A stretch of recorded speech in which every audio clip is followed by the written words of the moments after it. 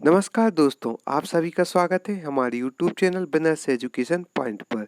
यदि आप एमपीपीएससी 2020 की प्रारंभिक परीक्षा उत्तीर्ण करना चाहते हैं तो आप हमारी टेस्ट सीरीज जरूर ज्वाइन करें, जो कि डिस्क्रिप्शन बॉक्स में इसके बारे में और अधिक मात्रा में जानकारी दी गई है।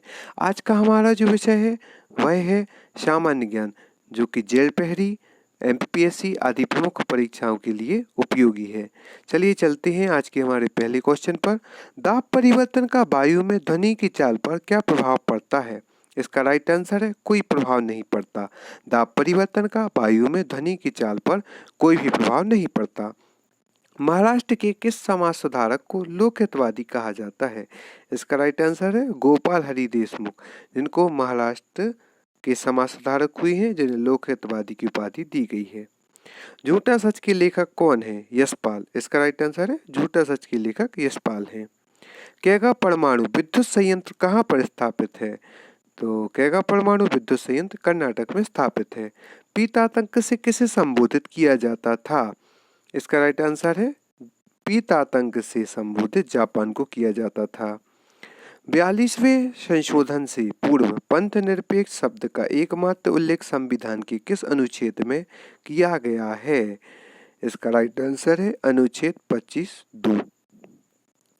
अखिल भारतीय अस्पृश्यता संघ की किसने स्थापना की थी? महात्मा गांधी जी ने, जो कि छुआछूत के घोर विरोधी थे। त्यागपत्र के उपन्यासकार कौन हैं? जिनेन्द्र जी, जो कि त्यागपत्र के उपन्यासकार थे। एक कूलम आवेश में इलेक्ट्रॉनों की संख्या कितनी होती है? 20.2.2x, जो कि एक कूलम आवेश में इलेक्ट्रॉनों की संख्या होती है। अफ्रीका के उष्ण घास के मैदान को क्या कहते हैं? सवाना। यह आईएमपी क्वेश्चन है कि अफ्रीका के उष्ण घास के मैदान को क्या कहते हैं, तो इसका राइट आंसर है सवाना कहते हैं। घूमती हुई वस्तुओं की गति मापने का यंत्र कौन सा है? इसका राइट आंसर है गायरोस्कोप, जो कि घूमती हुई वस्तुओं की गति मापने के लिए उपयोग में लिया जाता है। वैदिक काल में निष्क शब्द का प्रयोग किसके लिए किया गया है? इसका राइट आंसर है आभूषण के लिए। वैदिक काल में जो निष्क शब्द है उसका प्रयोग आभूषण के लिए किया गया है। बीबीसी ने किस महिला को सहस्त्राब्दी की महानतम महिला चुना है? तो इसका राइट आंसर है श्रीमती इंदिरा गांधी को, जो कि हमारे भारत की पूर्व प्रधानमंत्री रही हैं। बीबीसी ने इन्हें सहस्त्राब्दी की महानतम महिला चुना है। कृष्ण क्रांति का संबंध किससे है?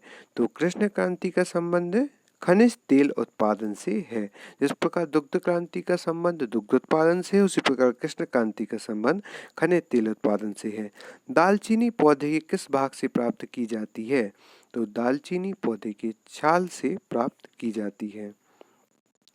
किस संविधान संशोधन के तहत लोकसभा सदस्यों की कुल संख्या 545 निर्धारित की गई है? इसका राइट आंसर है 31वां संविधान संशोधन के तहत, जो कि 1973 ईस्वी में पारित हुआ था। उसमें लोकसभा के सदस्यों की संख्या 545 निर्धारित की गई है। किस शासक द्वारा सर्वप्रथम पाटलिपुत्र को राजधानी के रूप में चयन किया गया था? उदयन द्वारा। किस पंथ के अनुयायी सतनाम कहकर एक दूसरे को अभिवादन करते हैं? इसका राइट आंसर है कबीर पंथ के अनुयायी सतनाम कहकर एक दूसरे को अभिवादन करते हैं। ऊष्म चालकता की दृष्टि से अधातु तत्व किस प्रकृति के होते हैं? ऊष्मा के कुचालक। अधातु तत्व हैं वह ऊष्मा के कुचालक होते हैं। यदि आपने हमारे चैनल को लाइक एवं शेयर एवं सब्सक्राइब नहीं किया है तो प्लीज़ आप हमारे चैनल को लाइक एवं सब्सक्राइब करें। भारत और पाकिस्तान के मध्य की सीमा रेखा क्या कहलाती है? इसका राइट आंसर है रेड क्लिफ रेखा, जो कि भारत एवं पाकिस्तान के मध्य की सीमा रेखा कहलाती है। केसर मसाला बनाने के लिए पौधे का कौन सा भाग उपयोग में लाया जाता है? इसका राइट आंसर है वर्तिकांग, जो कि केसर मसाला बनाने के लिए पौधे का वर्तिकांग है वह उपयोग में लाया जाता है। किस मगध सम्राट ने अंग का विलय अपने राज्य में कर लिया?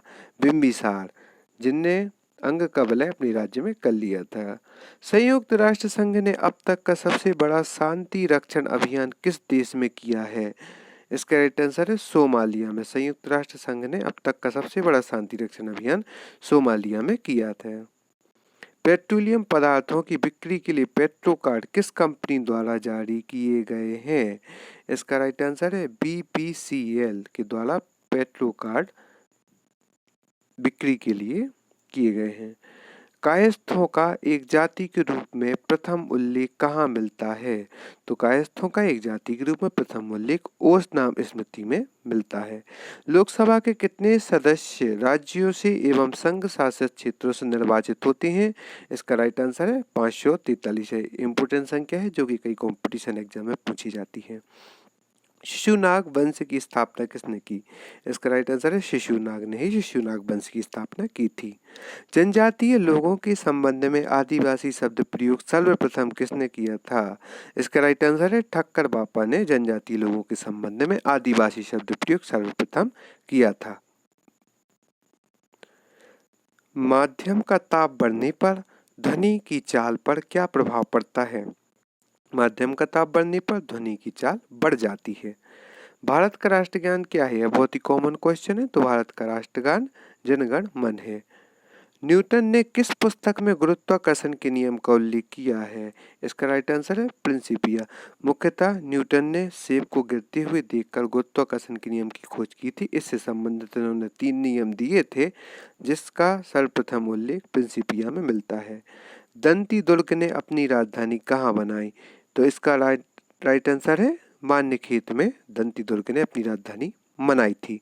भारत का सर्वोच्च सेनापति कौन होता है? इसका राइट आंसर है राष्ट्रपति। राष्ट्रपति ही भारत का सर्वोच्च सेनापति एवं प्रथम नागरिक होता है। जेफ सीमांत आगम शून्य होता है तो मांग की लोच कितनी होती है? इसका राइट आंसर है इकाई के बराबर। जापान के साम्राज्यवाद का पहला शिकार कौन सा देश बना? इसका राइट आंसर है चीन, जो कि जापान के साम्राज्यवाद का पहला शिकार बना था। जनगण मन के रचनाकार कौन है? इसका राइट आंसर है रविन्द्रनाथ ठाकुर जी, जो कि जन मन गण के रचनाकार थे। नगर निर्माण कराने वाला दिल्ली का प्रथम सुल्तान कौन था?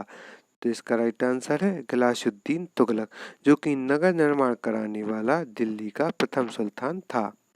थल सेना की सबसे छोटी इकाई क्या होती है? तो इसका राइट आंसर है सेक्शन, जो कि थल सेना की सबसे छोटी इकाई होती है। विद्युत चालकता की दृष्टि से धातु तत्व किस प्रकृति के होते हैं? तो विद्युत चालकता की दृष्टि से धातु तत्व विद्युत की कुचालक प्रकृति के होते हैं। वृक्षों से प्राप्त सेल्यूलोज से निर्मित कृत्रिम कपड़े को क्या कहते हैं? वृक्षों से प्राप्त सेल्यूलोज से निर्मित कृत्रिम कपड़े को रियान कहते हैं। किसी द्रव्यलिंगी फूल में यदि पुमंग एवं जायंग विभिन्न समय पर वयस्क बनते हैं तो इस प्रक्रिया को क्या कहते हैं? तो इस प्रक्रिया को कहते हैं डिकोगेमी। यदि किसी दिव्यलिंग फूल में यदि पुमंग एवं जायंग विभिन्न समय पर वयस्क बनते हैं तो इस प्रक्रिया को डिकोगेमी कहते हैं। धन्यवाद दोस्तों आपका इस वीडियो को देखने के लिए। हमें पूरा विश्वास है कि आप आगे भी हमारे साथ बने रहेंगे। धन्यवाद।